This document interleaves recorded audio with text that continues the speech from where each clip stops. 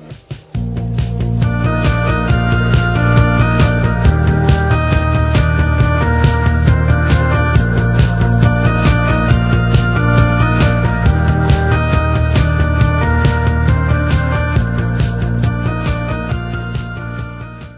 전에 찬호도 그렇고 우리 집사님도 놀란다는 거죠. 자기가 보면서 자기를 놀란다는 것은 결국 자기가 노력해서 됐다는 얘기 아니거든. 그거는 뭔지 모르게 성령의 임재, 주님의 마음, 그분의 은혜가 실제로 그 마음 안에 침투돼서 그 본인도 어떻게 할 수 없는 걸 뒤집는 거죠. 이게 신앙의 능력이고 이게 신앙의 축복이에요.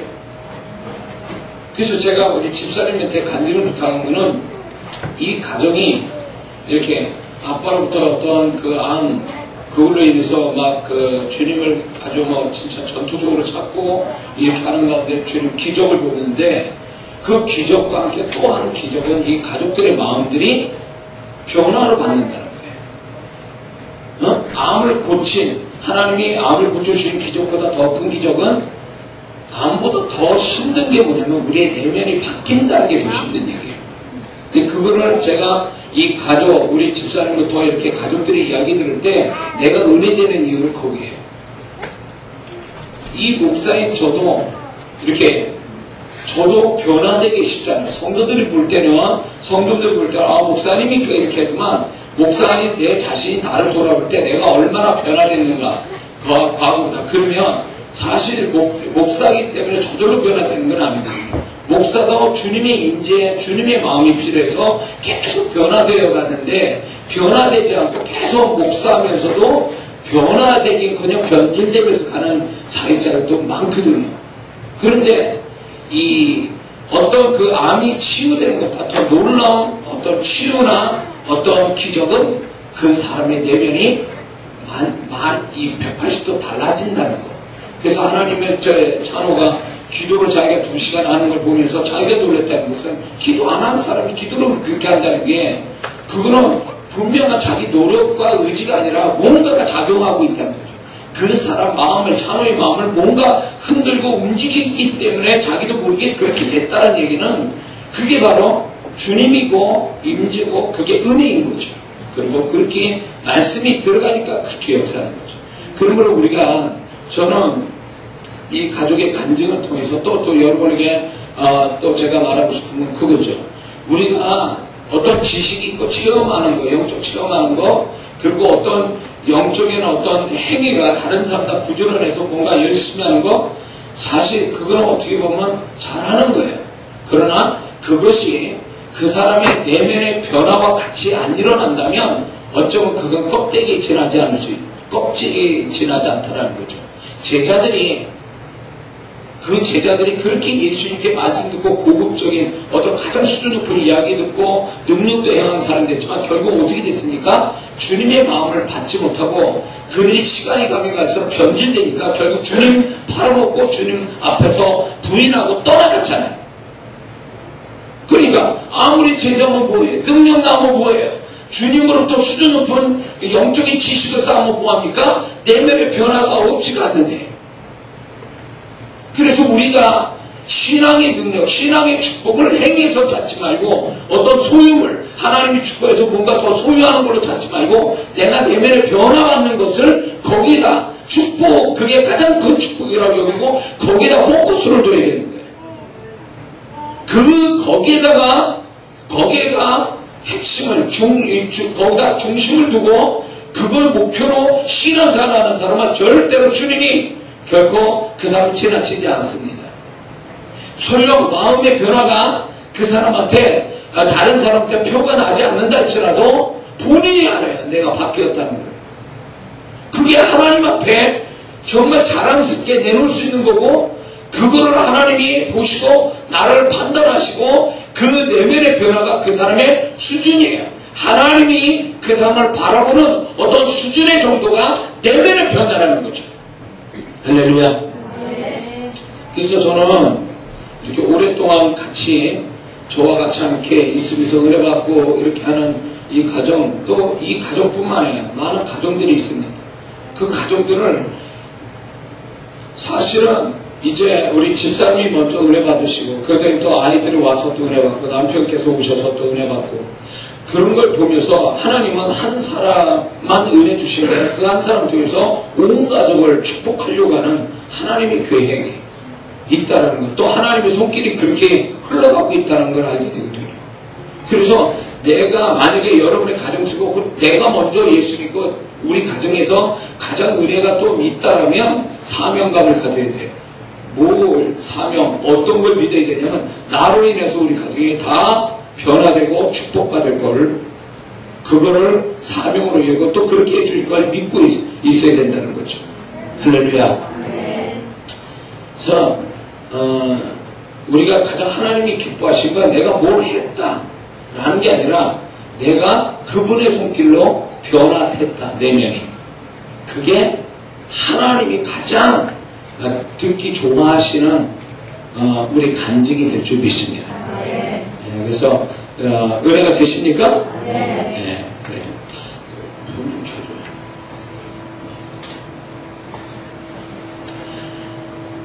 찾지는 마세요. 마태복음 11장 16절에 보면 17절에 보면 이런 말씀이 있더라고요. 이르되 우리가 너희를 향하여 피리를 불어도 너희가 춤추지 않고 우리가 슬피 울어도 너희가 가슴을 치지 아니하였다 함과 같도다. 이 세대로 무엇으로 표현할까 할 때 주님이 이렇게 말씀했습니다. 오늘 주님이 말씀하시면 이 말씀은 그때뿐만 아니라 지금도 동일하게 이 말씀은 적용이 됩니다. 오늘 우리가 살아가는 세대는 불행한데 그 불행이 뭐냐면 서로의 어떤 커뮤니케이션, 그 반응이 없는 무관심의 시대에 우리는 살고 있다는 거죠. 옆에서 누가 죽어나가도 모르는 겁니다. 더 나가서 더 비극적인 건 뭐냐면 한 집에 같이 살아도 서로 말이 안 통하고 서로 무관심하고 서로 무반응인 이런 가정들, 이런 관계들이 얼마나 많은지 모릅니다. 그걸 보면서 우리는 정말 그게 비극이고 그게 슬픔이고 또 그런데 그보다 비극적이고 더 슬픈 건 뭐냐면 우리가 주님과 관계를 맺고 사는데 주님께 대하여 반응이 없다라는 거예요. 우리가 반응을 그분은 나에게 뭔가를 계속 뭔가를 우리에게 이렇게 관계를 맺고 뭔가 말씀하고 뭔가 우리에게 두드리고 있는데 우리가 그런 것들을 캐치를 못하고 무관심하고 무반응으로 주님을 상대하고 있다는 게 오늘 우리의 신앙의 비극일 것입니다. 우리의 마음속에 주님이 계십니다. 우리의 삶을 통해서 주님은 나타나세요. 그런데 우리는 우리의 마음에 주님께서 어떤 부분에 대해서 주님이 그 감정과 그 생각을 나타내 주시는데 나는 그거를 캐치하고 거기에 적절한 긍정적 반응을 보여야 됨에도 불구하고 주님이 전혀 그런 거 안 나타내는 것처럼 내 마음대로 내 생각대로 그런 거 무시하고 지나갈 때가 많다는 거죠. 우리가 심지어는 저는 이런 것까지 경험했어요. 주님이 제가 단어 하나 쓰는 것조차도 그분의 반응이 나오시더라 이거예요. 내가 한마디 하더라도 그분이 이게 좋다 나쁘다 기쁘다 안 좋다라는 것을 분명히 그분이 내 마음 안에서 나타내 주신다는 거예요. 그럴 때 내가 거기에 어떤 때는 그렇게 얘기할 때 있어요. 직접 사람한테 내가 이렇게 얘기할 때 주님이 안에서 너 그거 아니야. 딱 이럴 때 제가 다시 이 말이 아니라고 그러니까 다시 제가 얘기하겠습니다. 이러고 제가 말을 바꾼 적이 있어요. 자주 있어요. 분명히 주님께서 내가 어떤 눈을 어디로 바라보거나 내가 어떤 말을 하거나 내가 어떤 액션을 취할 때마다 그분은 내게서 반응을 보이신다는 거예요.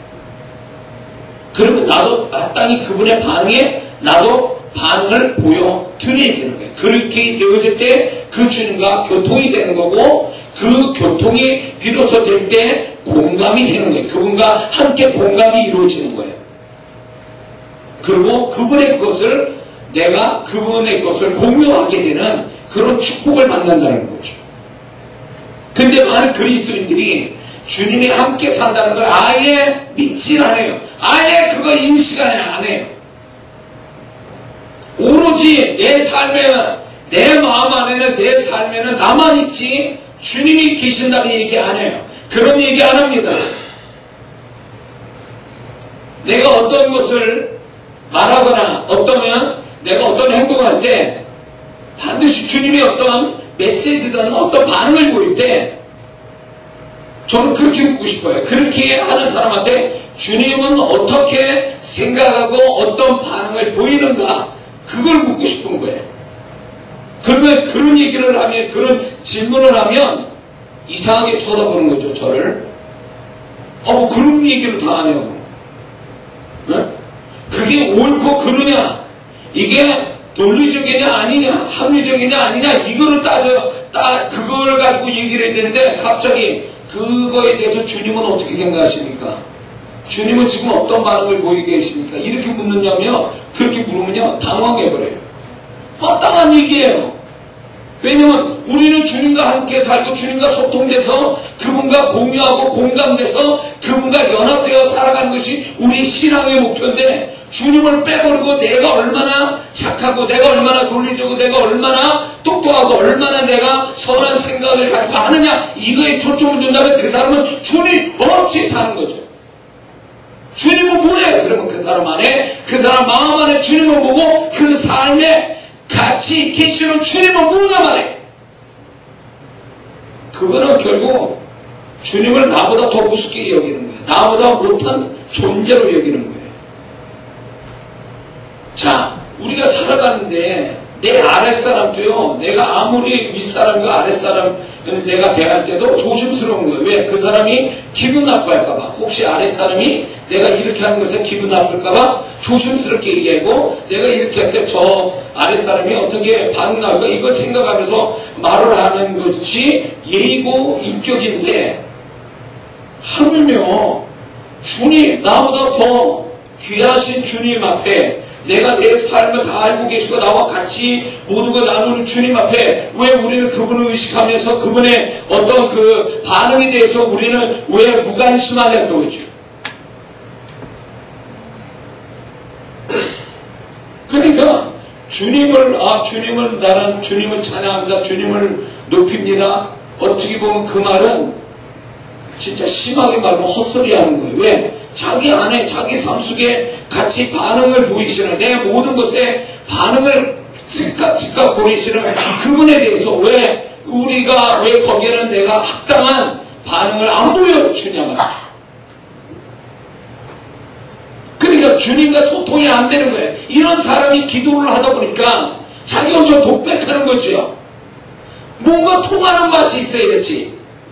평소에 그분과 소통이 돼야 그분의 내가 이렇게 하는 거에 주님이 어떻게 생각할까, 이런 걸 생각하면서 또 주님이 그런 반응에 대해서 내가 이거 주님이 좋아하시는구나. 에베소서 4장에도 뭐라 했습니까? 주를 기쁘시게 할 것이 무엇인지 시험해봐라. 주가 기쁘게 가는 감정적인 것들, 주님의 감정을 테스트해봐라 그런 거예요. 어떤 게 주님을 기쁘게 하는, 그분의 감정을 기쁘게 하는 것인지 테스트해봐라 그랬어요. 그러면 뭘 얘기하는 거예요? 우리는 주님과 함께 사는 사람으로서 주님을 존귀하게 여긴다는 것은 말로 아니라 존귀하게 여기려면 그분을 의식해야 되고, 그분이 내 모든 것에 반응하는 것에 내가 적절하게 긍정적인 반응을 보여야 된다는 거예요. 너 그거 틀렸어, 내 마음에 안 든다 그거? 그러면 주님 잘못했습니다. 이게 율법 위에 사는 거예요. 율법 위에 주님과 관계 맺고 사는 삶이에요. 우리는 구약적 신앙이 아니라고 그래요. 율법을 하고 안 하고 거기에 따라서 우리가 칭찬받고 복받는 사람이 아니라고요. 그건 구약의 신앙이란 말이에요. 우리는 문자적으로 하나 하지 말라에 거기에 매달려 사는 자가 아니라 그분의 마음을 쫓아 사는 자가 신약적 신앙이고, 그게 주님이 우리에게 그걸 가르쳐주고 싶은 거예요. 근데 오늘날 성도들이 성경을 볼 때 물론 그게 틀렸다는 거 아니에요. 내가 이렇게 하는 게 성경에 맞냐 틀리냐, 이게 축복받을 행동이냐, 이게 하나님의 축복 못 받을 행동이냐, 이것만 따져서 가려보는 거예요. 그래서 내가 하나님 말씀대로에 그대로 살면 그게 다인 줄 알아요. 아니요, 그 위에 신앙이 있어요. 그게 뭐예요? 그분의 존재와 함께 이렇게 서로 소통하고 그분의 마음을 쫓아 움직이는 그 신앙이 율법 위에 사는 신앙이란 말이에요. 왜 우리는 그 신앙생활을 안 하냐 말이에요. 아, 내가 착하게 하면 그거 다 된 거예요.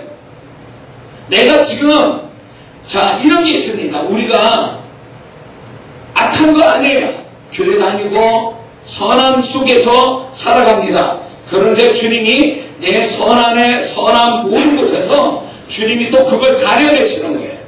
악한 거 말할 것도 없고, 그분이 기분 나빠하시고, 그분이 싫어하시고, 그분이 슬퍼하는 그거는 제껴놓고, 우리가 볼 때에 선하다고 하는 속에서도 주님이 이건 아닌가 기다 라는 거에 대하여 그분의 분명 반응을 나타내신다는 거예요.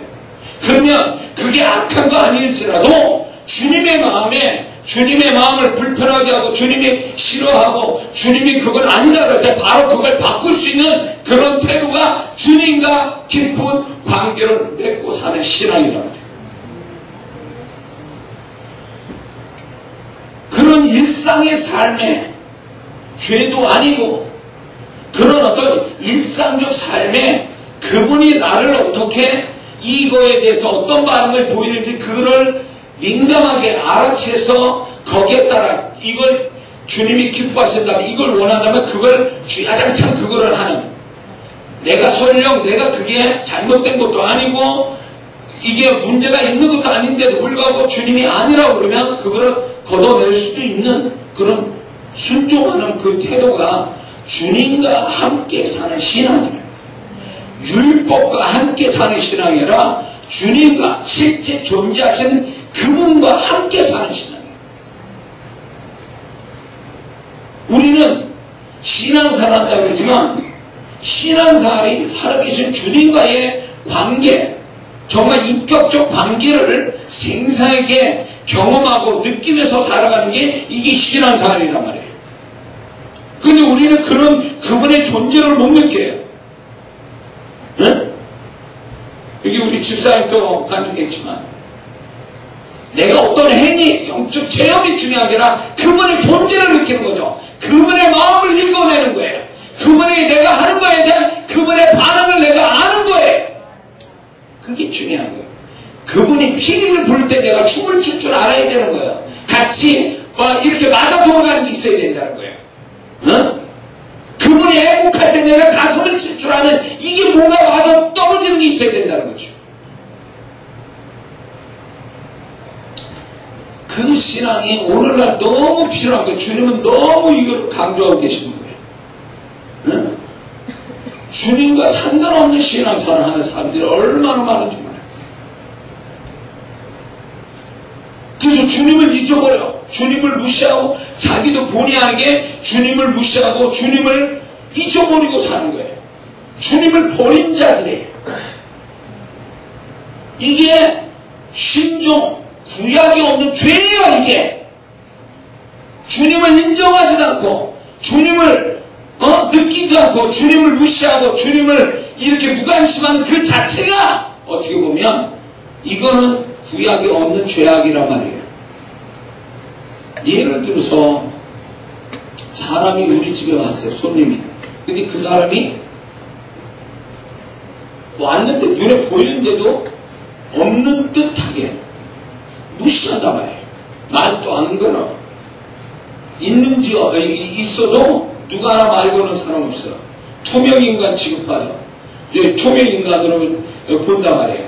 그러면 그 사람에 대한 무시하는 거예요. 그 사람에 대해서 그 사람을 자존심 상하게 만든 거란 말이에요. 이것만큼 불쾌한 게 없는 거예요. 근데 오늘 우리가 신앙을 그렇게 생활하고 있단 말이에요. 주님을 전혀 생각하지 않아요. 왜 그분께 내가 하고 있는 모든 것에 대해서 그분의 판단, 그분의 음성을 들으려고 또 그분의 감정을 읽으려고 하는 것들에 대해서 우리는 그걸 왜 안 하냐 말이에요. 그분은 분명히 나보다 더 감성적이고 나보다 이 모든 것들에 대해서 그분이 정확하게 또 세밀하게 나타내 주시는데 왜 우리는 캐치 못하냐 이거야. 왜 안 하려고 하냐 이거죠. 하나님은 구약에 계신 하나님은 위에 계셨어요. 시내 산에 내려오셨어요. 성막에 계셨어요. 그것도 모자라서 이제 신약에 와가지고 육체를 입고 이 땅에 오셨어요. 그것도 모자라서 이제 성령 하나님이 우리 마음속에 들어오셔서 그분이 왜 우리를 좀 더 가까이, 이제 더 가까이 할 수 없는 마음에까지 오셨겠냐 그 얘기예요. 그것은 그분의 존재를 우리에게 풍성하게 드러내고 싶어 하는 거예요. 결국 하나님이 위에서부터 시내산으로부터 성막으로부터 육체로부터 오시는 것은 결국 그분의 존재를 우리에게 풍성하게 드러내기 위해서 오신 거예요. 가까이. 그래서 더 가까이 할 수 없는 우리의 마음까지, 우리의 보잘것없는 우리의 삶 중앙에 그분이 오신 거 아니냐 말이에요. 그러면 우리는 마땅히 그분을 의식해야죠. 그분을 의식해야죠. 내가 뭘 하는데 초점을 두는 게 아니라 그분이 어디에다 초점 두고 그분은 내가 이러는 것들에 대하여 어떻게 생각하고 어떤 감정을 가졌는지를 우리는 읽어야 된다는 거예요. 그게 그분과 인격적인 관계를 맺고 가는 거예요. 근데 우리가 예배 때나 떨렁 주님 잠깐 생각하고 기도할 때나 주님 찾고 이것은 정상적인 주님과의 관계가 아니에요. 우리는 이걸 신앙이라고 얘기해요. 저 사람 기도 많이 하는데, 기도해서 응답받는데, 응답받으면 뭐합니까? 딴짓거리 하는데, 그 딴짓하는 그것이 응답 가지고 딴짓한다는 건 그 기도 속에서 주님과 관계를 정상적으로 인격적으로 관계를 맺고 있지 않다는 걸 증명하는 거예요. 그게. 응답보다 더 중요한 거는 그분과 기도 속에서 그분과 소통하는 게 더 중요한 거예요. 왜 우리는 그거를 무시합니까? 왜 우리는 그거를 생각 안 하냐 말이에요. 주님이 답답해 하시는 건 이런 거예요. 응? 이게 나도 모르게 주님을 무시하고 나도 모르게 주님을 불쾌하게 만들고 있는 거예요. 우리는 신앙이 좋아진다는 얘기는 좀 더 주님을 세밀하게 알고 그분과 인격적인 관계를 맺으면서 그분을 인격적으로 섬겨드리는 것, 그것이 신앙생활 잘하는 모습 아니냐 말이에요. 신앙생활 잘한다는 게 뭐 기도 많이 하고 응답 많이 받고 예배 많이 드리고 그게 신앙생활 잘하는 겁니까? 그건 자동이야. 결과는 지나지 않단 말이에요. 신앙은 존재와 존재의 만남이에요. 살아계신 주님과 내가 주님을 끝없이 만나서 그분과 더 깊은 마음을 서로 교류하고 그리고 내가 그분을 알아들이고 그분과 수준 높은 어떤 교통을 갖고 사는 것, 그게 신앙의 목표고 그게 가장 고상한 신앙이에요. 응? 그럴 때 그 사람은 주님과 그렇게 사는 사람은 결국은 살아있으나 천국을 맛보고 사는 사람이에요. 그렇게 사는 사람은 어쩌면 세상에서 자유하며 살아요. 어디에도 매이지 않아요. 왜냐? 주님과 그런 식으로 사는 사람은 그 어떤 것도 세상이 그를 붙잡을 수가 없어요. 그는 더 높은 수준에서 주님과 함께 사는 자니까 땅에서 사는 것 같은데도 하늘에서 사는 자. 이게 주님과의 어떤 소통, 인격과 인격의 부딪힘 속에서 이 신앙이 만들어지는 거예요. 기도 많이 한다고 만들어지는 게 아니에요. 예배 많이 드린다고 만들어지는 게 아니라고요. 존재하신 주님과의 매일 수시로 세밀하게 작은 것까지도 함께 거기서 주님께 이렇게 서로 교통하는 것, 반응을 보여드리는 것, 그분의 반응에 내가 민감하고 또 거기에 맞춰서 내가 또 반응을 보여드리는 것, 이게 진짜 신앙이에요. 응? 예배 그렇게 많이 드리고 봉사 많이 그렇게 해도 신앙 개떡 같은 사람이 한둘이니까 인격 개떡 같은 사람이 한둘이냐고.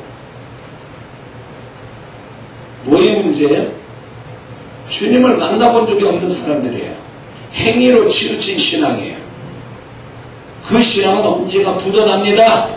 예수님의 제자에서도 나타났잖아요. 예수님을 가까이 오랫동안 사귀었어도 그들이 정말 주님과 깊은 대화를 하는 적이 없었잖아요. 그렇게 되니까 결국은 3년 지나간 다음에 주님을 떠나잖아요. 다.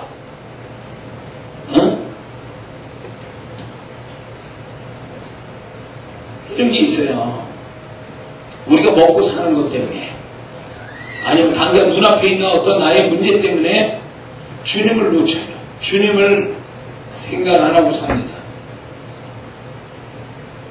그게 마귀의 전략이에요. 가장 중요한 주님, 모든 나의 존재를 빛나게 만들고 내가 이 세상에서 승리하며 살고 자유하게 살고, 그리고 모든 축복이 그분으로부터 오는 그분과의 관계를 그것만 빼고 나머지에 마음 빼앗기고 나머지 그거 가지고 그냥 시간과 모든 걸 다 쓰게 만드는 거예요. 정말 정작 중요한 건 그건데, 왜 예수님이 그들을, 제자들을 매일 같이 365일 같이 얼굴을 맞대고 살았을까요? 무슨 이유로? 주님이 어떤 마음으로 그랬을까요? 그들이 할 일이 없어서 불러 모은 거예요? 아니면 예수님이 정말로 일이 넘쳐가지고 그 사람을 일꾼 쏠라고 부른 거예요? 그것도 아니에요. 어? 그 주님이 그들을 함께 있고 싶어 했던 거는 정작 그 마음과 마음, 정말 남들이 알 수 없고 남들이 겪지 못하는 주님과의 깊은 마음과 마음이 교통돼서 주님과 일치된 생각, 주님과 일치된 마음, 주님과 일치된 어떤 같이 가는, 그래서 주님의 분신들이 되기를 주님이 원했던 거거든요. 주님의 분신. 어? 근데 제자들이 그렇게 됐냔 말이에요. 제일 중요한 그분과 마음의 소통이 안 됐어요. 다른 거 다 됐는데 주님과의 마음이 서로 합해지지 못하는, 그것이 주님과 분리가 일어나는 거예요. 결정적인 순간에 주님을 따라가는 게 아니라 자기를 선택하고 만 거예요. 비극이죠. 그래서 신앙은요, 제자들이 몰랐던 그들의 아주 치명적인 신앙의 문제는 그분의 마음을 소유하지 못한 데서 비극이 시작된 거예요.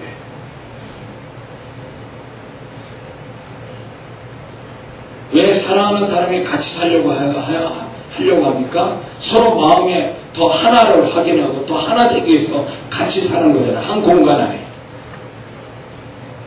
몸뚱이만 같이 하나 되려고 사는 건 아니잖아요. 마음이 하나 되기 위해서 같이 사는 거잖아요. 신앙도 마찬가지예요.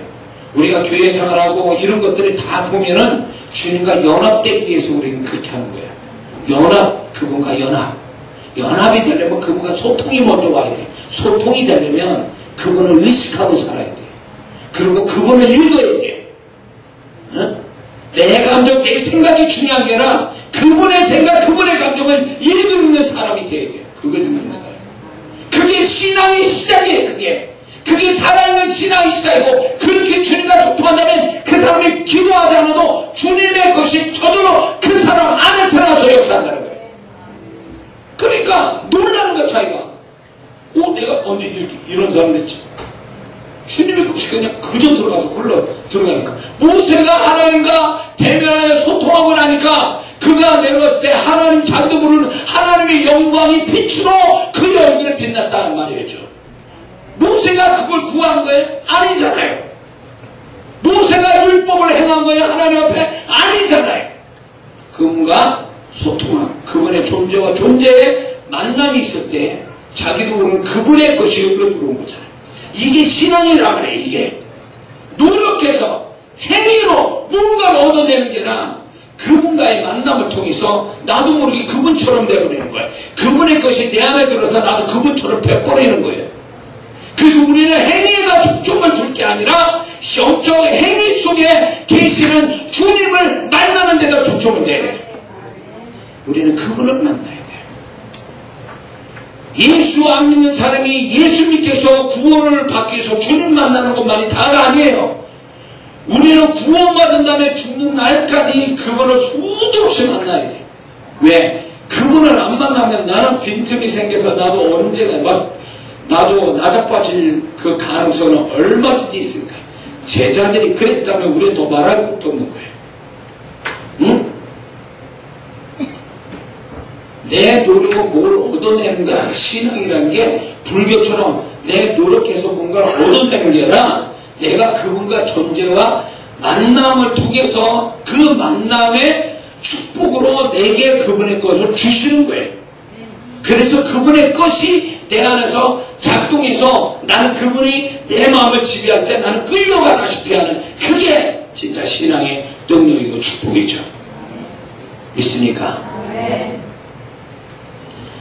이 마지막 때 주님이 얼마나 제가 이 강단에 주님이 서게 하시면 다 어떻게 보면 이유가 바로 이거예요. 주님이 뭘 원하는지 실제로 존재하시는 주님을 주님과 좀 소통하며 살기를 얼마나 주님이 원하는지 몰라요.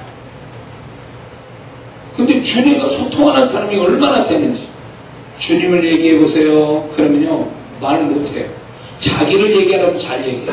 다른 사람 얘기하려면 잘해요. 그 사건을 얘기하려면 잘해요. 그러나 여기에 같이 계신 당신과 같이 계신 주님을 한번 얘기해봐요. 주님이 지금 이 부분에서 어떻게 생각하고 어떤 마음을 갖고 계신지 얘기해봐요. 얼마나 얘기하겠어요. 거기가 그게 결정적이고 그게 제일 중요한 문제인데 왜 그거는 빼버리냐 이게. 그러니까 자기 중심이고 자기가 주님이 된 거예요. 자기가 주님이.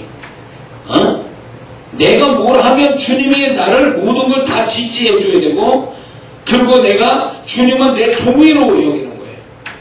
그분을 주인 삼는 게 아니라 그분을 종으로 여긴다는 거예요. 내가 뭘 할 때 필요해서 날 도와줘야 되는 어떤 종으로 인식한다면 그 신앙은 이미 끝난 거예요.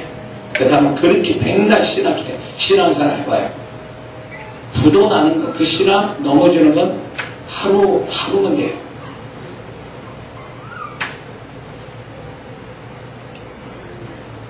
여기서 자 교회가 없어요. 교회도 없어지고 성경도 없어요. 주변에 신앙생활하는 사람, 핍박하는 사람이 두글두글해요. 자 그러면 이런 상황에서 신앙이 유지될 사람은 얼마나 될까요? 나 예수 믿는 사람이요. 그리고 당당하게 그걸 드러내며 정말로 그들의 핍박이 와도 내가 주님 믿는 사람이라는 것을 밝히고 그들에게 당당하게 주님을 얘기할 사람이 얼마나 될까요? 교회 없고 성경 없고 주변에 다 핍박하는 사람이면 내가 볼 때는 90%는 다 사라져요. 다 예수 안 믿습니다. 응? 왜 그럴까요? 왜 그럴까? 주님의 존재를 생생하게 늘 그분을 생생하게 만나는 그 사람은요 절대로 주님 부인하지 않습니다. 어떤 핍박이 와도 주님 부인하지 않아요. 왜? 그분의 존재가 너무 마음속에서 자기의 삶 속에 너무 선명하게 나타나고 그분이 생생하게 역사하고 있음을 아는 사람이 어떻게 주님을 부인하냐 말이에요. 부인 못해요. 근데 교회 생활만 하고 성경책만 딜려고 왔다 갔다 해요. 그런 사람은 교회 없잖아요. 성경 없잖아요. 그럼 세상 사람이에요. 볼 것도 없어요. 교회 다녀도 세상 사람이 되는데 뭐 교회 없어봐 세상 사람이 되는 건 시간 문제죠. 그게 신앙입니까? 신앙이 무슨 뭐 어떤 행위로 하는 거요? 아니면 무슨 뭐 건물에 거기 들어가서 종교의식하는 게 신앙이죠. 불교하고는 달라요. 죽은 사람을 섬기는 그 종교하고 다른 얘기예요. 우리는 정말 약속대로 그분은 살아계시고 그분은 여전히 우리에게서 역사하고 있는 내 안에서 내 삶의 역사는 주님이잖아요. 그분을 느끼고 그분과 교통하고 그분의 음성을 듣고 그것이 나를 살만나게 하고 그것이 내 신앙의 기본이 되고 그게 나의 힘이 돼줘야 되는데 왜 우리는 그런 거에 관심하냔 말이에요. 존재에 대한 그분의 존재에 대한 이 설교는 11년 내내 지금 집회 수백 번 설교 수천 번 집회 늘 했던 말이에요. 이게 주님이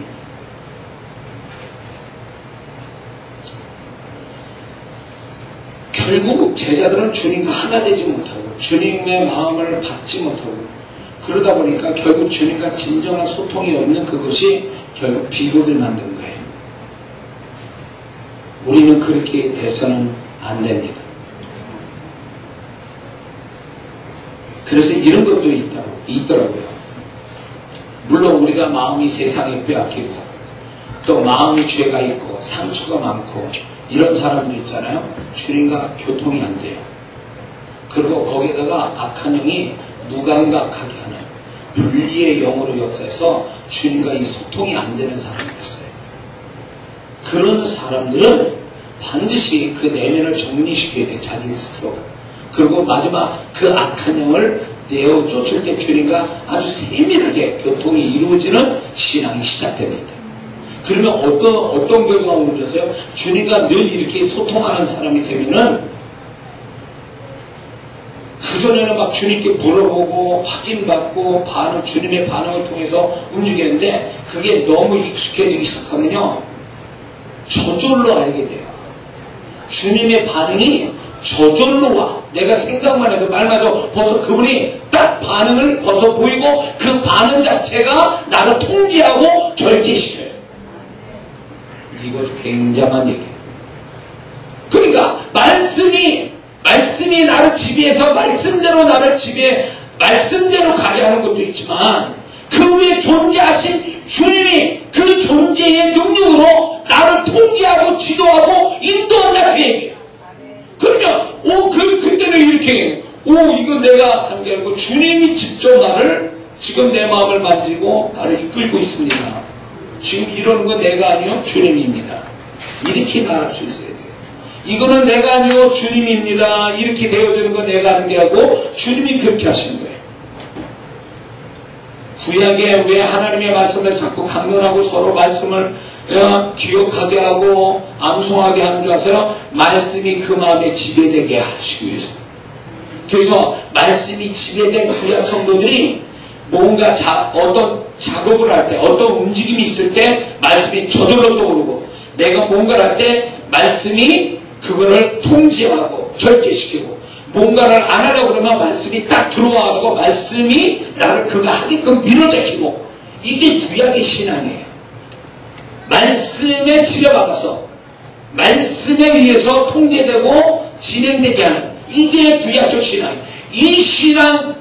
이 신앙 되기도 쉬운 건 아닌데, 그래서 우리는 기본적으로 지금 말씀을 배우는 게 뭡니까? 그 말씀이 내 마음을 지배해서 나를 다스려 내가 말씀의 사람이 되게 하기 위함이에요. 있습니까? 내 노력과 내 선함, 내 의지로 신앙 살아가는 게 아니라 말씀이 나를 지배한다, 이거야. 내가 슬퍼할 때 항상 기뻐하라. 그 말씀이 나를 갑자기 기쁨을 갖게 만들어요. 응? 내가 불평할 때 범사에 감사하라. 그 말씀이 나를 지배해서 나도 모르게 감사가 튀어나오는 거죠. 이게 말씀의 사람이에요. 말씀을 암송을 잘하는 사람이 말씀의 사람이 아니라 그 말씀이 자기도 모르게 자기를 지배해서 말씀대로 나오는 거. 그게 말씀의 사람이에요. 근데 말씀의 사람 위에 누가 되게 되냐면 주님의 통제, 주님의 마음과 주님의 능력이 통제받아서 주님의 지도를 받고 사는 사람이 그 사람을 말씀 위에 사는 자란 말이에요. 응?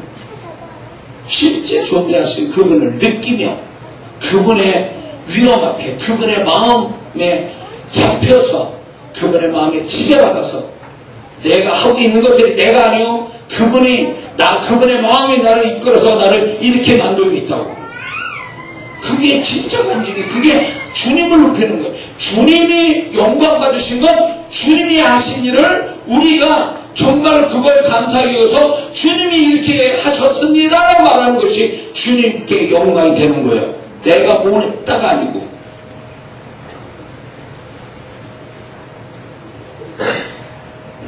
주님이 오늘 우리를 진짜 완전히 사로잡아서 주님의 사람 되는 것. 그래서 나라는 존재는 드러나지 않고 오로지 주님의 모습, 주님의 생애 살게 하는 것. 그게 성령께서 우리에게 오신 목표예요. 성령께서 이 땅에 오신 사역의 이유가 되는 거예요.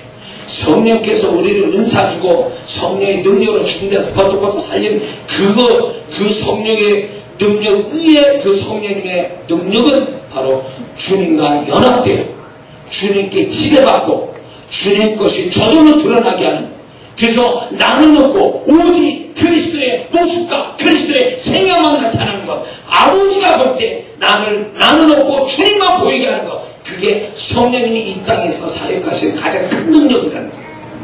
우리 그걸 사모해야 돼요. 성령의 임재와 성령의 타치를 받기를 사모하는 자들은 이걸 사모해야 돼요. 성령님, 거기까지 나를 그 능력으로 나를 덮어줘서 주님과 연합되게 하는 그 성령의 능력이 내게 임하소서. 그래서 예수님께서 내가 불을 던지러 왔노니, 이 땅에 불을 던지러 왔노니 이 불이 붙었으며 무엇을 원하여? 원함이 없다는 거야. 만족하다는 그 얘기예요. 근데 진짜 사도행전 2장에 불이 왔잖아요. 그 불이 120년 성도한테 붙어버리니까 어떻게 됐습니까? 그들의 존재는 사라지고 오직 그 안에 주님만 나타났잖아요. 주님의 말씀만 나타났잖아요. 주님의 인격이 나타났잖아요. 주님의 생애가 나타났잖아요. 그들이 나약하고 저 보잘것없는 실수와 모순 덩어리에 그 사람들 하나도 없어졌잖아요. 그거예요. 그래서 우리는 내 노력으로 되는 게 아니라 성령께서 그렇게 우리를 만들어 주시게 되는 거예요. 그래서 우리가 성령님을 그렇게 삼하고 성령의 깊은 인재와 성령의 불을 받고자 하는 것은 결국 우리가 주님과 연합돼요. 주님만 드러내게 하는. 그래서 나는 없고 주님만 나타나는, 그것이 내가 이 땅에서 볼 영광이에요. 그게 하나님 아버지가 기뻐하시는 내 모습이에요. 내 선함을 보고 기뻐하는 게 아니라 내 어떤 주님의 모습이 드러나는 걸로 기뻐하는 거예요. 주님을 기억하세요. 주님을 의식하세요. 그게 주님을 존중히 여기는 거예요. 네? 뭘 해도 내가 이런 생각했다 그러면 주님도 그분도 나의 생각을 보시고 생각을 갖고 계신다는 걸 아셔야 돼요. 내가 어떤 감정을 갖고 있다 그러면 거기에 주님도 내 그 감정 때문에 주님도 이 부분에서 어떤 감정을 가지고 있다 이렇게 생각해야 돼요. 동일하게. 그러면 내가 어떤 생각하고 어떤 감정 어떤 말을 하고 있다면 그 말을 하는 걸 보고 그분이 보시고 그분도 내가 말하는 것에 대하여 뭔가 말씀을 하고 싶은 게 있다는 거예요. 그러면 물어야 돼요. 주님은 어떻게 생각하십니까? 내 이 감정에 주님의 감정은 뭡니까? 내가 이렇게 말하는 것에 주님의 하시고 싶은 말씀은 뭡니까? 이렇게 자꾸 물어보란 말이에요. 다윗이 그렇게 물어보며 살았으니까 결국 하나님과 마음이 합한 자가 됐잖아요. 마음이 통한 자가 됐다는 거예요. 그분과 마음이 하나가 됐다 그 얘기예요. 그 비결은 뭔데? 항상 물어본 거예요. 항상 그분 앞에 묻는 거예요. 그게 그분을 존중히 여기는 거예요. 그것이 주님과 연합되는 비결이에요. 그렇기 때문에 어떻게 되는 줄 아세요? 나중에는 안 물어봐도 이제 그분의 마음을 읽어서 내가 알아서 자동적으로 움직이는 거예요. 그것이 바울의 신앙의 비결이에요. 주님을 만나서 주님께 묻고 주님의 음성 듣고 그러다 보니까 나중에는 그가 하는 게 다 주님이 하신 게 돼버리고 그가 말한 게 다 주님이 말씀하는 걸로 딱 인정하는 건 결국 하나가 됐다 그 얘기지. 그 신앙이 어디서 온 건데요? 그 신앙이 우리가 교회에서만 신앙생활 하는 게 아니라 교회 바깥에서 진짜 신앙생활 할 때가 교회 바깥이에요. 거기서 주님을 붙잡고 일주일 내내 살아야 되는 거예요.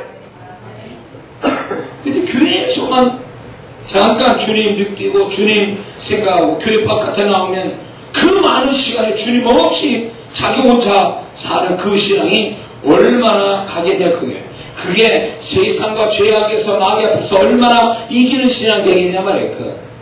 이길 수 없어요. 이길 수 없다. 행위 가지고 신앙 유지할 수 없어요.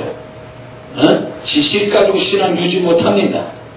주님의 존재를 내가 경험하고 그분과 생생한 교통이 있고 그분의 마음이 내 안에 충만해질 때만이 우리는 이기는 자가 되는 거예요. 우리는 뭐 알든 모르든 믿다 하면도 우리는 영적 싸움 한복판에 서 있는 사람이에요.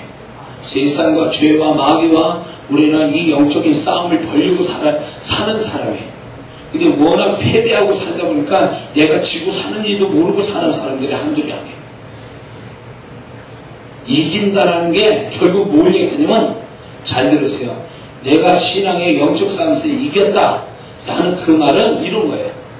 어디에도 매이지 않는, 죄에 매이지 않아요. 세상에도 매이지 않아요. 마귀의 어떤 싸움에도 매이지 않아요. 매이지 않은 자유한 자, 그가 이긴 자예요. 우리는 자꾸 뭔가 그냥 이렇게 매여가지고 근심, 걱정, 염려, 이 매인 자의 심령이 있어요. 매인 자의 심령. 매였다라는 얘기는 졌다 그런 뜻이에요. 그 영적 싸움에서 졌다 그런 뜻이에요. 자, 내가 고난을 받는 가운데서도 내가 감사가 저절로 나온다.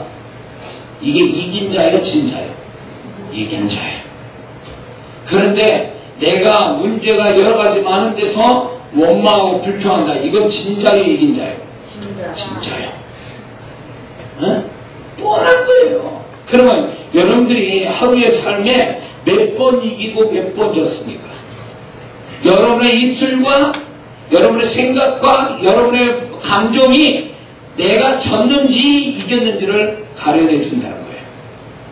근데 자기가 져가지고 맨날 원망하고 불평하고 불안해하고 두려워하는 거, 이게 벌써 졌다는 증거인데 이게 증거인지도 모르는 거예요.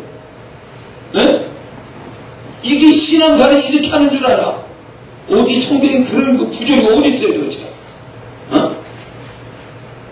그런 걸 이겨서 오히려 그런 걸 통해서 하나님께 영광 돌리고 그런 거에 영향 안 받고 오직 내가 꿋꿋하게 주님 앞에 해야 될 거 하고 그 가운데서도 하나님을 찬양하고, 이게 이긴 자의 신앙인데, 자, 그 사건이 아주 우리가 다 아는 사건이 사도행전 16장에 바울이 신라와 함께 전도하다가 귀신들 여정을 고쳐줬더니 그걸로 인해서 매를 맞고 감옥 들어갔습니다. 근데 거기서 뭐 했다고 그랬어요? 기도와 찬미했다. 하나님을 찬양했다. 이긴 자예요, 진 자예요?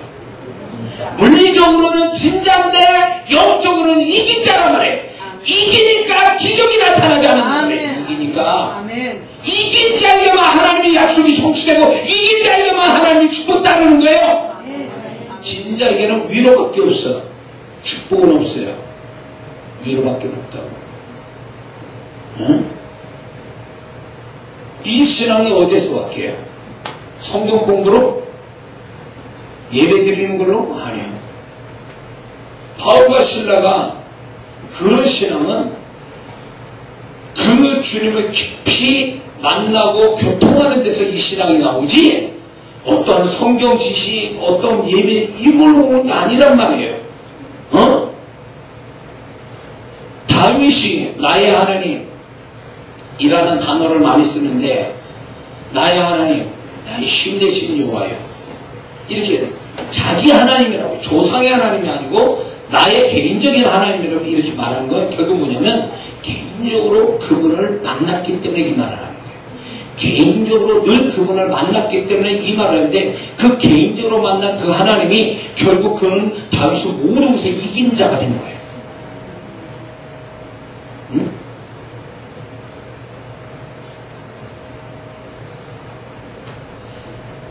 자, 그래서 우리가 신앙생활 잘한다. 신앙의 능력은 결국 주님의 것이 우리 안에 거하고, 그리고 내가 세상을 살아가는 동안에 어디에도 매이지 않고 자유하는 자. 그래서 어떤 상황이 가서도 결코 내가 변하지 않고 오로지 주님 기뻐하는 모습으로 늘 서 있는 모습, 이게 이긴 자의 모습이에요. 많은 사람들이 내가 하나님 앞에 이긴 자의 신앙과 존재로 사는 걸 목표로 두거나 그걸 귀히 여기지 않고, 어떻게 하면 내가 하던 일이 잘 되고 안 되는 일이 좀 잘 되고 또 없는 게 생겨나고 또 영적인 체험이 있고, 뭐 이게 진짜 신앙인 줄 알아. 이게 이게 축복이고 이게 다인 줄 알아. 여러분 이걸 아셔야 됩니다. 하나님은 우리를 구원시키고 우리를 신앙생활하는 것은 결국 가서는요, 존재 하나 빛나게 해주려고 그렇게 하시는 거예요. 나라는 존재. 나라는 존재가 하나님 앞에 처음 구원받은 다음에 내가 그분 앞에 더 빛나는 그래서 빛나는 존재에 대해서 천국을 넉넉하게 들어가면 그 존재 만들자고 교회 주시고 봉사시키고 성경 가르치시는 거예요. 근데 이걸 몰라요. 교회는 잘 다녀. 직분도 있어. 축복도 받았어. 근데 존재는 엉망진창이야. 하나님 망할 사람 됐어. 그건 의미가 없어요. 그러면 하나님의 판단은요, 네가 뭘 했느냐가 아니라 네가 어떤 존재가 됐느냐를 묻는 거예요. 응? 구원이라는 것도 구원받기 전에 지옥 갈 영혼이 구원받으면 천국 가는 존재가 변하지 어떤 행위로 오는 게 아니잖아요. 그러니까 신앙도 마찬가지예요. 존재를 더 빛나게, 존재가 하나님 앞에 더 하나님이 기뻐할 존재를 만들려고 어떤 사람은 목사로 만들고, 어떤 사람은 선교사로, 어떤 사람은 집사로 만들고, 어떤 사람은 신앙생활 그렇게 오래 하고, 봉사도 하게 하고, 다 그렇게 하는 거예요. 영적인 체험도, 지식도, 교회 생활도. 근데 어떤 사람은, 여기 장로님이 안 계시니까 나의 마음대로 얘기했어. 장로 하나님이 너무 많아. 저 경상도 하고 전라도 쪽 시골 쪽으로 가면요, 장로 하나님이 계셔가지고 막 교회에 그분이 아주 그냥 하나님이 그분이 하나님. 야, 진짜 사회에서는 아무것도 아닌 사람이 교회에서 터줏대가 높다고 해. 응? 제가 집회한 어디 저기 전라도 교회, 그 교회는 집사님일 때는 그렇게 잘하셨단 말이에요. 장로님 딱 되고 변절됐어요. 장로님 됐으면 교회의 모든 걸 책임지고 뭔가 교회를 정말 주님의 마음으로 섬겨야 되는데 장로님 딱 되니까 교회를 떠났어요. 야, 진짜 무슨 장로가 무슨 뭐 장관쯤 되는 줄 알아. 장로가 무슨 뭐 대단한 뭐 하나님 앞에 그 하나님 옆구리에 앉아있는 사람이라고 생각하고 있는데요. 어? 제가 이 장로님 없으니까 이게 또 이것도 장로님 무시면 또 욕하려나 또 동영상 장로님 무시면 안 되는데 집회를 닦아잖아요. 은혜 제일 못 받는 분이 누군데서 장로님이에요. 뭐 이렇게 폼 잡고 있어. 다 똑같은 죄인이, 다 똑같은 부족하고 연약하고 다 흠만한 사람이지 무슨 뭐 본인이 장로 됐다고 무슨 뭐 완벽한 사람이요? 어? 그러니까 은혜를 좀 이렇게 다른 분들은 성도님들은 막 진짜 사모하고 그냥 다 오픈하고 막 진짜 막 정말 진짜 정렬하게 하나님께 보여드리면서 은혜 받아 난리치는데 이분은 뭐 다 은혜 다 받았다 이거지. 나는 더 받을 게 없다 그런 모습으로 그냥 떡 앉아있는데 내가 볼 때는 아우 그분이 제일 문제였어요. 그분이 아주 신령도를 가지고 응? 몰라 응? 그렇게 오래 신앙생활에서 장로님 됐고 다른 사람이 본인이 돼서 장로님 됐으면 존재가 하나님 앞에 값져야 되는데 그 교회에서 그래도 그 뭡니까 하나님이 귀히 여기는 순위 랭킹 1, 2, 3위 안에는 들어가야 되는 거 아니에요? 장로님이면? 근데 세신자만큼도 안 돼. 저 밑바닥에. 그래서 우스갯소리인데 주님의 교회에 찾아오면 목사님 저도 그렇죠. 목사부터 찾는 게 아니라 세신자부터 찾는데요.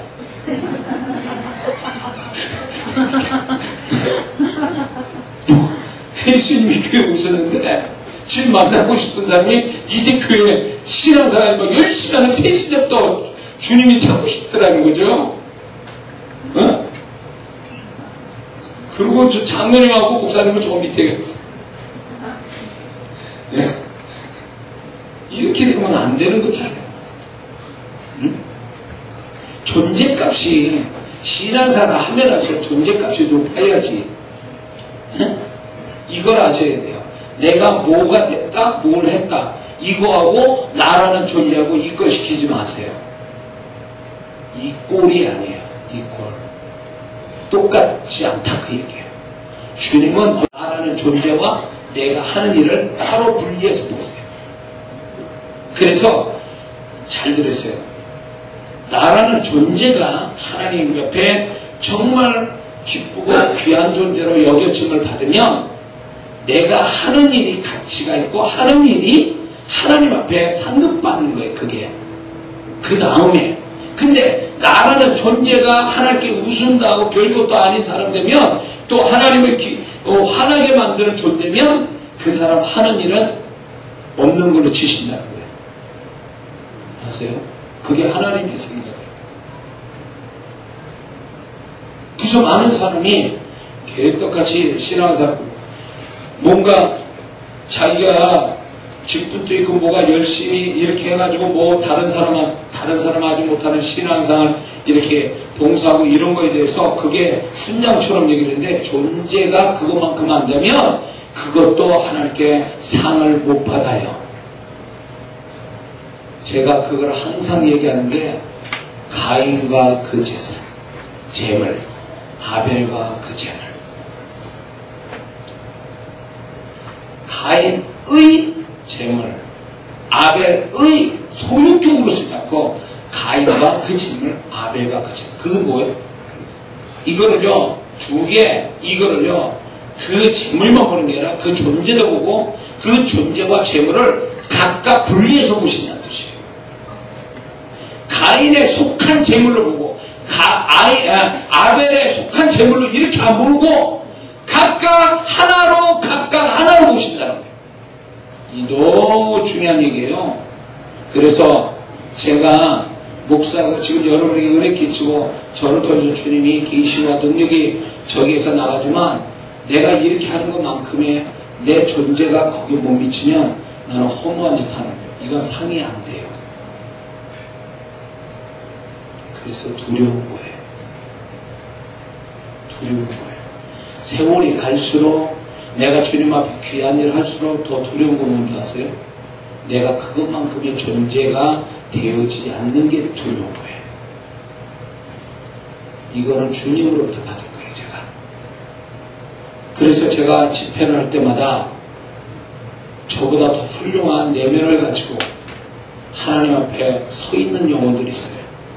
주님이 눈을 열어 그 사람의 천국과 모습을 보여줄 때도 있어요.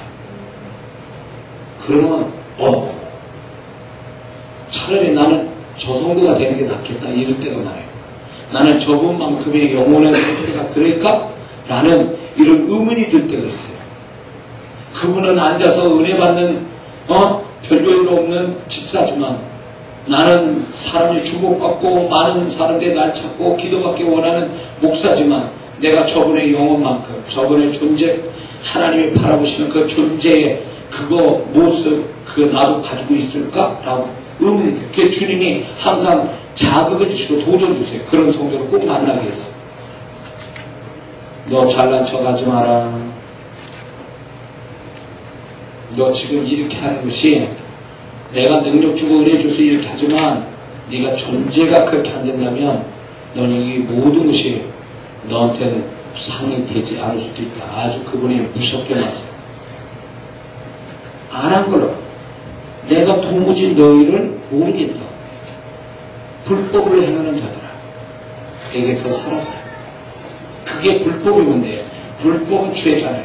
그러니까 죄를 지은 죄인, 그러니까 존재값이 떨어진 사람은 결국 그가 선지한 노릇하고 병도 고치고 귀신 쫓아도 능력이 나오고 신분이 그래도 주님은 모른다는 거예요. 모를 만큼의 하찮은 존재다 그 얘기예요. 하찮은 존재. 이게 무서운 거예요. 주님이 나를 그렇게 보고 있다는 게 무서운 거라고 그게. 응?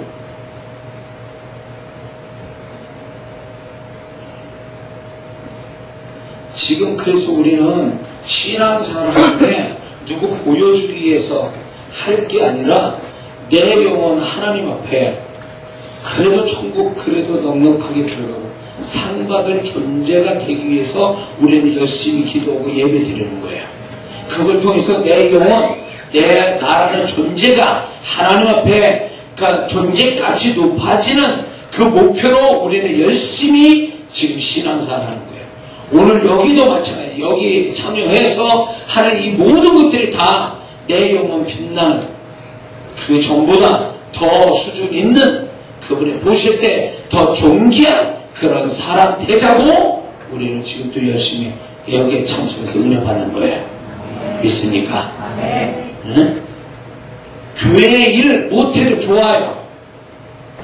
열심히 안 해도 괜찮아요. 근데 내 존재에 더 하나님이 기뻐할 존재가 되어가는 데는 열심히 해야 돼. 개인적으로 열심히 해야 돼. 수준이 떨어지면 안 돼요.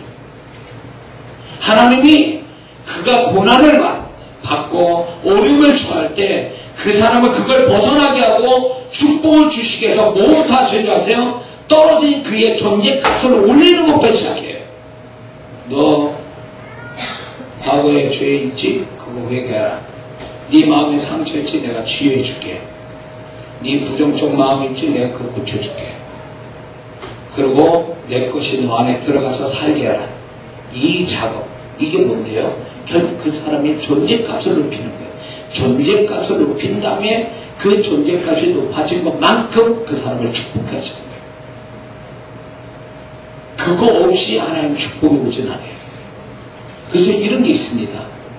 자, 존재가 안 되는데도 가끔가다 하나님 축복하시기도 하지만 내가 축복받았다는 것은 축복의 그 내용물을 보며 기뻐할 것보다 먼저 기뻐할 게 뭐냐면 그 축복을 주실 만큼 내 존재값이 올라간 것을 기뻐해야 돼요. 무슨 얘기인지 이해가 되세요? 그 하나님이 나에게 보이는 축복을 주셨다는 얘기는 그 전에 먼저 나의 존재를 인정해 주셨다 그런 뜻이에요. 그래서 그걸 먼저 기뻐하라 그래요. 아, 하나님이 나를 이렇게 인정해 주셨구나. 내가 그래도 주님 앞에 수준 낮은 자가 아니고 수준 있는 자이기 때문에 내게 결국 이런 축복까지 주시구나. 이런 거란 말이에요. 믿습니까?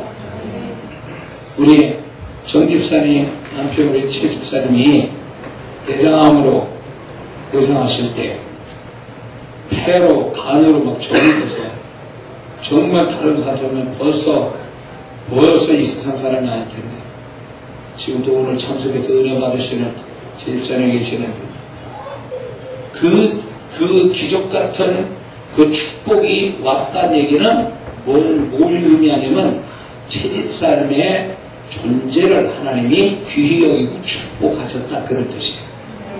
그래서 그걸 먼저 감사히 여겨야 돼. 하나님 앞에 그걸 더 귀히 여겨야 돼. 아, 하나님이 나를 그렇게 여기셔서 이런 기적 같은 축복도 주시구나. 그래서 기적을 보는 사람은 반드시 그 전에 먼저 그의 존재값이 평소보다 훨씬 높은 존재값을 가질 때 기적이 오는 거예요. 그냥 오는 게 아니에요. 그래서 기적을 경험한 사람한테 하나님이 뭐 쓸고 닦고 그냥 막 이렇게 뭐 어디나 작업을 그냥 싹 따는 거야 막 그냥. 그래서 그 사람이 과거보다 훨씬 빛나는 사람 만들어 놓고 기적을 주시는 그 수준에 맞게. 그러면 잘 들으세요. 내 삶에 왜 레벨이 있는 삶이 안 올까? 또 왜 하나님이 내가 기도하는데 축복이 그렇게 더딜까?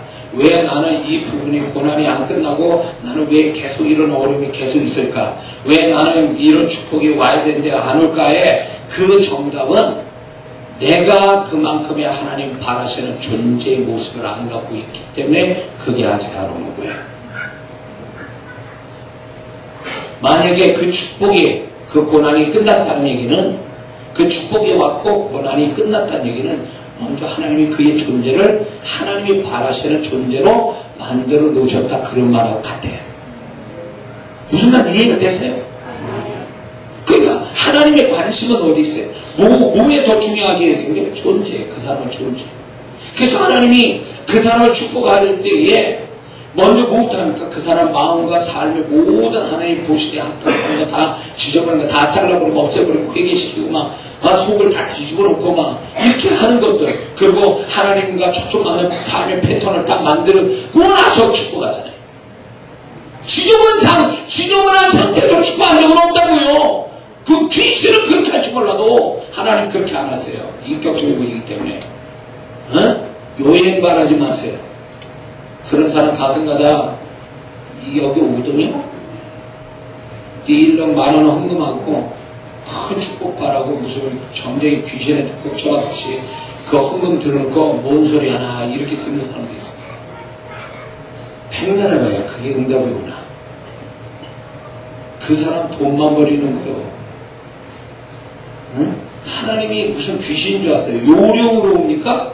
어쩌고 행운으로 와요? 축복이? 그리스도인들한테 축복은 그렇게 안 와요. 그 축복이 오기 전에 먼저 그 사람 존재를 먼저 다룬다는 걸 알아야죠. 왜 그걸 안 하냐 말이에요. 분명히 이 사람이 잘 들으세요. 그 사람이 고난을 끝나게 해달라고 하나님 나에게 이런 축복 달라고 기도를 늘 하잖아요. 그러면 반드시 그 기도하는 건데 주님께서 그 사람한테 부담을 주실 거예요.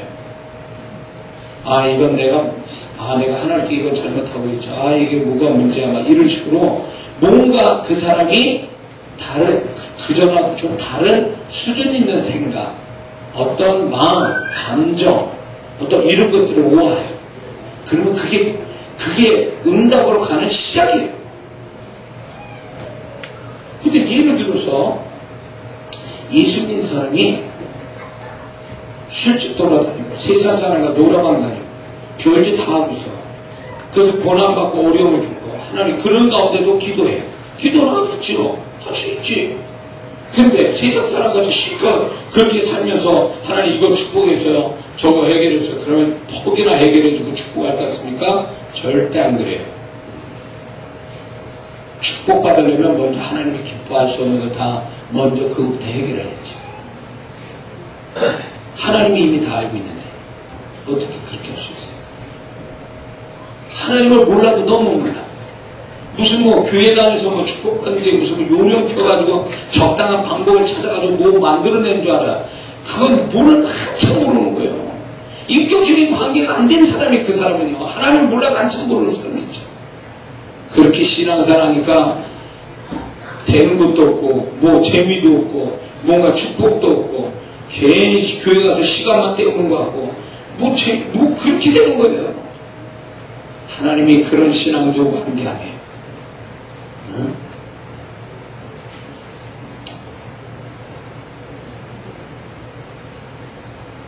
자,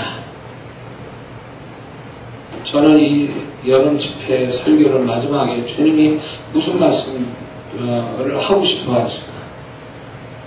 그걸 기도했어요. 주님은 이걸 얘기하세요. 너의 영혼의 상태를 늘 보라. 점검하라. 너의 영혼의 상태를 느껴라. 그리고 나의 판단을 두려워하라. 지금 너를 판단하고 있는 나의 판단을 의식하고 두려워하라. 두 가지. 우리는 예수 믿는 사람이 자기 영혼을 생각하잖아요. 라오디게아 교인들의 문제가 뭡니까? 그들의 영혼이 가련하고 가난하고 헐벗고 추하고 이런 모습들을 그들은 모르고 있었잖아요. 영혼의 상태를 몰라봤다는 거예요. 겉으로는 그럴싸한데 그의 영혼의 상태는 이거는 거반 중환자실에 들어갈 영혼의 상태. 주님이 그거를 가르쳐 준 거죠. 라오디게아 교인들한테 니들 영혼 상태 이 정도야. 지옥 들어가기 직전이야. 이런 거죠. 그래서 라오디게아 교회, 잘 들으세요. 라오디게아 교회는 시대적으로 마지막 우리가 사는 교회의 모습을 알려주는 거예요. 근데 비극적으로 얘기하세요. 칭찬이 없다는 얘기는 세월이 가면 갈수록 교회와 성도와 신앙이 점점 비극적인 대로 흘러가고 있다는 얘기예요. 점점 주님의 칭찬이 없는 시대에 우리는 지금 들어가고 있는 거예요. 응? 여기서 주님의 칭찬이 없는 건 고사하고 이제 나중에 어떻게 되냐? 주님의 버릴 자들끼리 온다는 거예요. 주님의 버릴 자들. 우리가 그런 비극을 맞이하지 않으려면 우리는 두 가지를 기억해야 돼요. 내 영혼. 하나님 앞에 쓸 내 영혼. 그래서 어느 목사님 그렇게 얘기해요. 그런 주제처럼 얘기하는데 우리가 살아있는 것은 주님 앞에 내 영혼을 살릴 수 있는 때를 지금 주시기 때문에 영혼을 위해서 살아야 된다. 내 영혼을 위해서. 육을 위해서 사는 게 아니에요. 우리는 죽으면 흙으로 돌아가는 이걸 위해서 사는 게 아니라 하나님 앞에 쓸 나의 영혼을 위해서 사는 거예요. 그래서 호흡하게 하시는 거예요. 그래서 우리가 너무 육신적으로 치우치면 우리는 망하는 자 되는 거예요. 응? 자기 영혼의 상태로 돌아가야 돼요. 내 영혼에 때가 묻었는지, 내 영혼이 병들었는지, 내 영혼이 어떤 모습인지를 알아야 돼요. 응?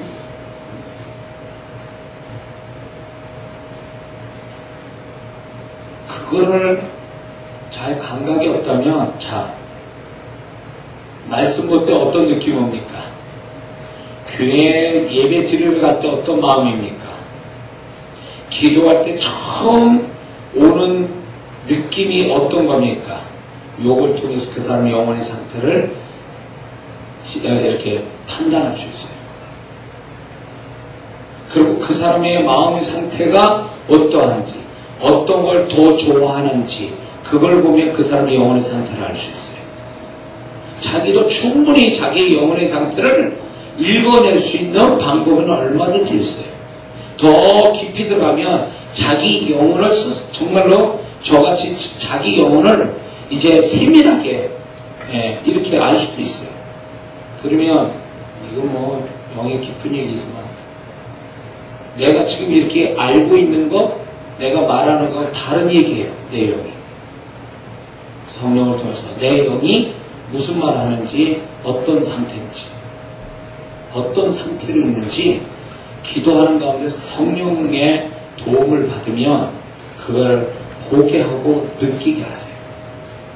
그래서 방언 기도를 많이 하는 사람은요, 축복 중에 하나가 뭐가 있냐면 자기의 영혼의 상태를 감지할 수 있는 능력을 주세요. 그래서 방언 기도가 그렇게 좋은 거예요. 응? 그래서 저는 어떻게 깜짝 놀란 게 뭐냐면 방언을 이렇게 하다가 보면 내가 평소 말하지 않았던 소리 같은 거야. 근데 그게 성령의 음성이 아니라 영이 말하는 거야. 내 영이 말하는 거야. 내가 듣는 거예요. 그러면 굉장히 기가 막혀 놀랄 이야기를 해요. 근데 이런 게 있어요. 그 사람이 영이 건강한 영이면 긍정적인 언어를 씁니다. 그리고 힘이 있어요. 그 목소리가. 그리고 하나님에 대한 어떤 그 신앙 자체가 굉장히 은혜스러워. 뭔가 성경적인 그런 소리를 많이 해요. 영이. 예? 그걸 통해, 왜? 그게 자기 실체니까. 하나님 앞에 간 실체예요, 그게. 예? 근데 제가 영의 소리를 이렇게 제가 지금 해볼까요? 영의 소리. 영의 어떤 사람은 영의 소리, 제가 어제도 그 사역에 있죠, 밤에. 영의 사역을 이렇게 하다 보면 하나님에 대해서 부정적인 말을 막 해요. 법 없이. 그 얘기는 뭐냐? 그 사람의 영의 상태가 그 정도로 엉망이었다는 얘기예요. 성령에다 병든 영, 건강한 영, 깨끗한 영, 표현을 그렇게 합니다. 그래서 그 영이 만약에 그런 소리를 하고 있다면 그건 결정적이에요. 영의 그게 결국 육은 속일 수 있어요. 그 사람의 육은 과장도 할 수 있고 사람을 더 보여주기 위해서 거짓말 칠 수 있고 포장할 수 있어요. 그러나 그 영은 절대로 그렇게 될 수가 없어요. 그게 실체니까. 실제 모습이니까. 그러면 그 영이 막 그렇게 안 좋은 소리를 해요. 하나님의 향하여. 내지는 독백을 할 때 안 좋은 독백을 막 해요. 그 사람 삶이 안 돼요. 영이 그 정도면 영이 한참 잘못되어 있고 병든 상태로 있기 때문에 하나님의 것을 공급 못 받아요. 그 사람들은요. 어? 하나님 것을 공급 못 받으니까 영이 살지를 못하니까 거반 죽은 자처럼 되어버린 거야.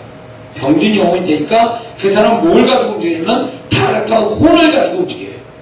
그럼 타락한 혼을 가지고 움직이면 계속 세상에 이렇게 이 때를 묻는단 말이에요. 그러니까 더 악해져 가는 거예요. 혼이. 우리 혼이 악해져 가지 않고 더 좋은 상태로 가려면 영이 건강해야 된다는 거예요. 영이 건강해지려면 우리가 회개도 잘해야 되고 방언기도도 많이 해야 되고 하나님의 은혜도 잘 받아야 돼요. 그래야 병든 영혼이 고침받는 거예요. 그래서 예배와 기도, 찬양 이런 것들은 결국 내 영을 새롭게 하고 축복되기 위해서 하는 거예요. 그러면 잘 듣고 잘 불러야지. 응? 그래야 병든 영혼도 치유받고 주일날은 우리의 모든 걸 온전케 하는 날이라고 했어요.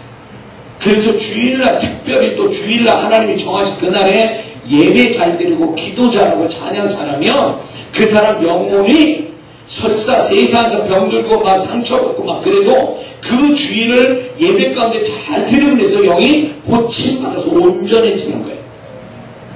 믿으십니까? 네. 영이 온전해야 하나님의 것이 쉽게 들어오고 그 사람이 하나님의 것을 끌어당길 수 있는 능력이 생기는 거예요. 그래서 영이 축복된 영혼이 되면 그 영이 영 상태로 영에서만 머무는 게 아니라 그 사람은 혼에다 그 축복을 물려준다는 거예요. 그래서 그 마음이 뭐랄까 믿음, 소망, 사랑, 감사, 기쁨 이런 마음이 다 마음에 있잖아요. 지금 어렵고 힘든데도 마음은 소망과 감사와 기쁨이 있잖아요. 이게 그 사람 혼의 진짜 마음이 아니에요. 그런 마음이 들어온 사람은 영에서 이미 건강한 영이 그 사람 마음에 부어진 거예요. 영의 축복이 그 사람 혼에다 부어준 거예요. 그래서 그 혼에 축복된 혼의 마음 가지고 이겨가는 거예요. 그래서 그 사람의 마음 상태를 보면 그 사람의 영의 상태를 알 수 있어요. 속일 수가 없어요. 맨날 우울해하고 불평하고 원망하고 그 영이 병들어 있는 거예요. 근데 자기가 문제가 많고 힘든데도 감사하고 그냥 저절로 기뻐하고 또 하나님에 대해서 계속 신뢰하고 그분을 찬양하고 이런 영혼은요 그 영혼의 상태가 그 마음이 그렇다면 그 영혼의 상태가 건강하고 충만하다는 거예요. 성령과 함께 그 영이 충만하다는 증거예요. 그런 축복된 영혼을 가진 사람은 그 고난이 속히 끝나고 하나님께서 그 영혼의 그 상태가 좋으니까 거기에 맞춰서 고난도 쉽게 끝나고 축복도 거기에 맞춰서 오게 된다 그 얘기예요. 그래서 하나님이 우리를 축복할 때 혼의 상태를 보고 축복하는 게 아니에요. 그 사람의 영의 상태를 보고 축복하는 거예요. 자, 이 라우디게아 교인들이 왜 주님의 칭찬이 없었을까요? 그들의 영혼의 상태가 엉망이었잖아요. 그걸 보고 주님이 칭찬을 할 수가 없는 거예요. 그분의 기준은 그거예요. 그 사람 영이에요. 그리고 그들이 맨날 랄라리를 신앙사였겠습니까? 그들도 예배드리고 다 했어요.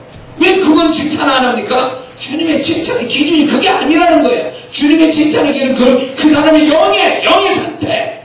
영의 상태. 그게 그 사람의 결정적인 모습이기 때문에 그래요. 결정적인 거기 때문에. 근데 오늘날 문제는 라우디게아 교인들 같이 자기의 영혼의 상태를 모르고 사는 사람이 한둘이 아니라는 거예요. 자기 영혼은 어떻게 되든 상관없어. 자기가 혼이 즐거우면 그걸로 끝이야. 에? 그런 식으로 신앙생활하니까 자기 영혼이 엉망이 되어버리는 거예요. 에? 그 사람이 의도적인 거 아니면 내가 기도 좀 해보고 내가 영적인 거에 대해서 하나님에 대해서 내가 어떤 태도를 보이고 어떤 마음을 가지고 있나 보면 내가 벌써 알고 있어요. 예배드리는 게 지겨워. 벌써 그 영은 병들어 있는 거예요. 하나님은 분명히 우리의 행복을 위해서 율례와 규례를 지키게 하셨다 그랬어요. 우리의 행복을 위해서 행복을 더 주려고 행복하게 만들려고 그런 거예요. 그러면 우리가 그런 예배드리고 기도하고 이런 것들에 대해서 행복해야지 그걸 지지하고 싶는다. 그 영은 벌써 병들었다는 거예요.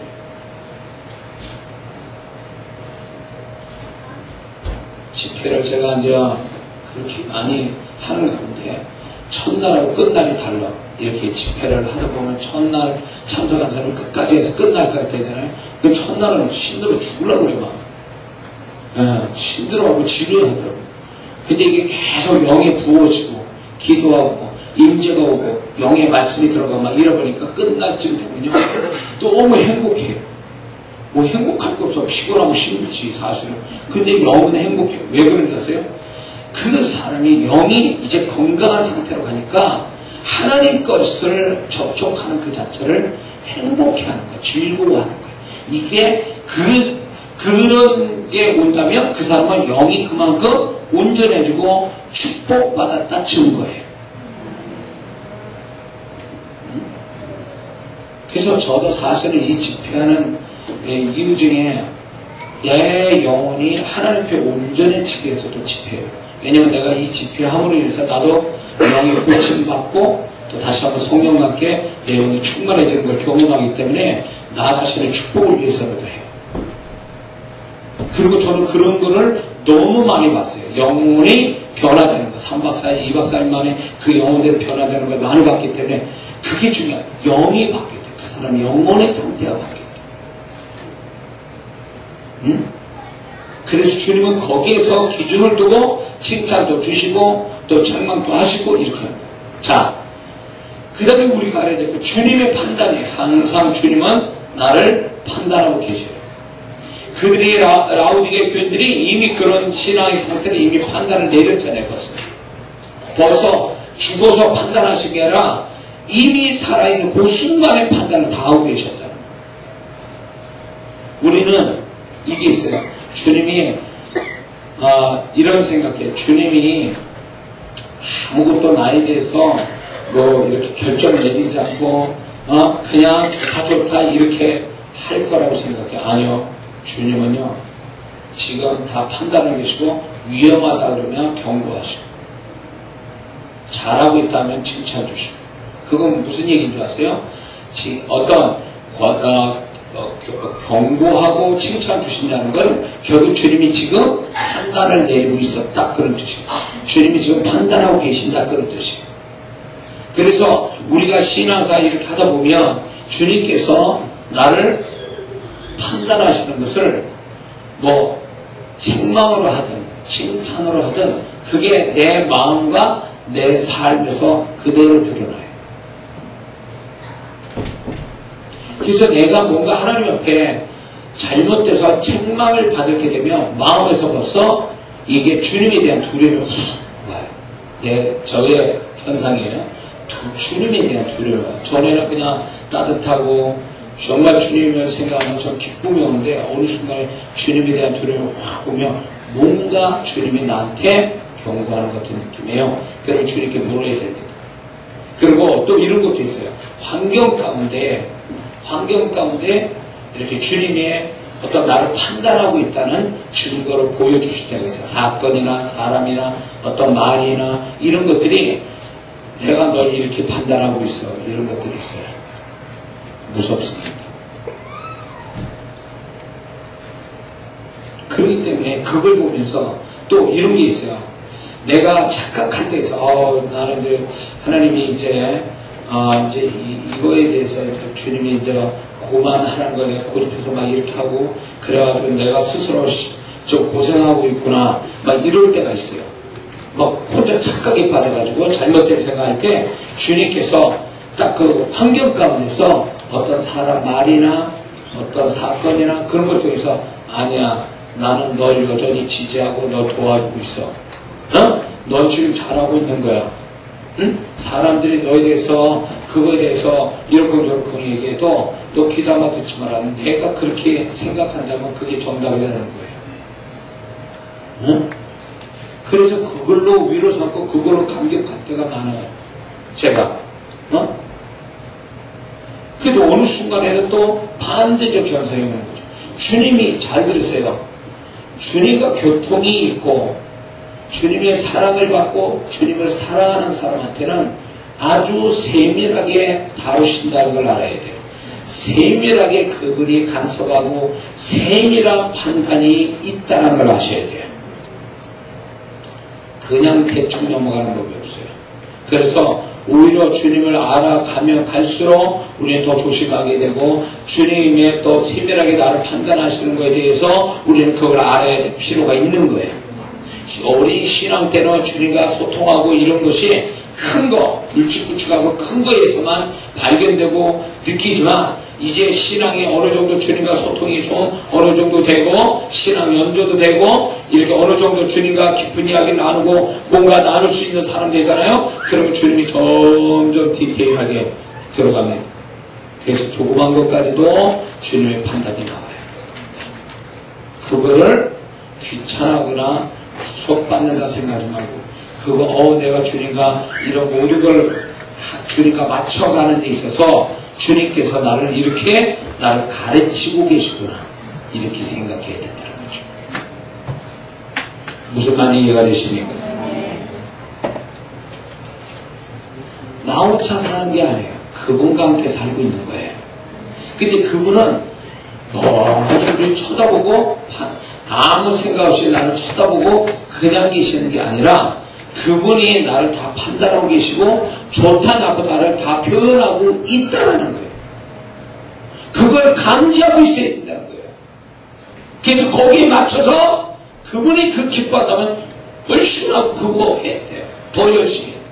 그런데 그렇지 않으면 우리는 과감하게 그런 걸 다 잘라버리고 그런 모든 것들을 없애버리고 단호하게 그분의 원하는 방향으로 돌아설 줄도 알아야 되는 거예요. 그러면 사람들이 왜 당신은 왜 그렇게 합니까? 라고 할 때 나와 같이 계신 주님이 그렇게 하기를 원하십니다. 자, 말씀은 하라 하지 말라라는 그 말씀은 울타리와 비유로 된다면 울타리와 같은 거예요. 말씀하라 하지 마라. 주의를 지켜라. 헌금해라. 이거 하지 마라. 저거 하지 마라. 이거는 내 삶의 울타리와 같아요. 그러면 그 울타리 안에 이제 그 안에서 이제 모든 걸 이렇게 뭔가 만들어가고 이렇게 하는 것들은 뭐냐면 결국 주님과 같이 소통하면서 주님의 지도와 인도, 주님의 통제 이거를 받는 것이 그 안에서 이루어져야 된다는 것이에요. 믿습니까? 그게 신앙생활이에요. 지금 이 얘기가. 이게 신앙생활. 그래서 마음이 어디에도 빼앗기지 말아야 돼요. 늘 그 마음이 주님께 가 있어야 돼요. 그리고 주님께 늘 그분에게 마음 드리고 그분의 음성을 늘 이렇게 듣고 그분의 마음을 늘 체크하려고 애를 쓰는 그 자체가 내가 착각을 안 일으키고 주님과 같이 이렇게 모든 걸 같이 갈 수 있는 비결이 되는 겁니다. 할렐루야. 이건 책에도 없는 얘기요. 성경에서 이게 말씀 속에 디테일하게 이렇게 경험을 통해서 주님은 또 저를 통해서 얘기하고 계시는데 우리가 이런 신앙으로 가야만이 자 주님과 그렇게 소통하고 가면요 말씀이 저절로 이루어지게 돼 있어요. 내가 저절로 말씀을 이루게 된다는 거예요. 왜? 주님은 말씀을 이루게 해서 오셨고 성령은 말씀을 진리 영이시니까 내가 주님과 소통하면 자동적으로 나는 말씀대로 살게 돼 있다는 거예요. 애를 쓰지 않아도 그게 저절로 된다는 얘기예요. 응? 이 신앙을 우리가 가져야 돼요. 근데 까딱 잘못하면 교회가 뭘 얘기하냐면 자꾸 행위에만 자꾸 초점을 두고 열심히 내라, 착하게 살아라, 이 말씀 지켜라, 저 말씀 지켜라 이런 걸 하다 보면 그게 우리에게 짐이 되는 거예요. 그러니까 신앙이 자유를 줘야 되는데 구속을 줘. 그러니까 발전이 없는 거예요. 내면의 발전도 없고 주님 만나는 그 신앙도 아니고 이것도 아니고 저것도 아니고 그리고 결국 뭐냐 이 세상 사람 식으로 보면 착하게 사는 거, 죄 안 짓고 착하게 사는 거, 그게 신앙인 것처럼 착각하게 만든다는 거예요. 그게 아니거든요. 자, 그래서 우리 신앙생활에 좀 더 이제 주님을 더 가까이, 주님을 느끼고 의식하고 주님과 모든 걸 나누는 이 신앙을 통해서 여러분들이 이제 승리하는 모든 것에 자유하는 그 신앙을 통해서 여러분들의 레벨에 있는 존재감을 가짐으로 인해서 여러분들이 거기에 맞는 주님의 나타나신 주님의 축복이 여러분에게 넘치기를 주의 이름으로 축원합니다. 기도하겠습니다.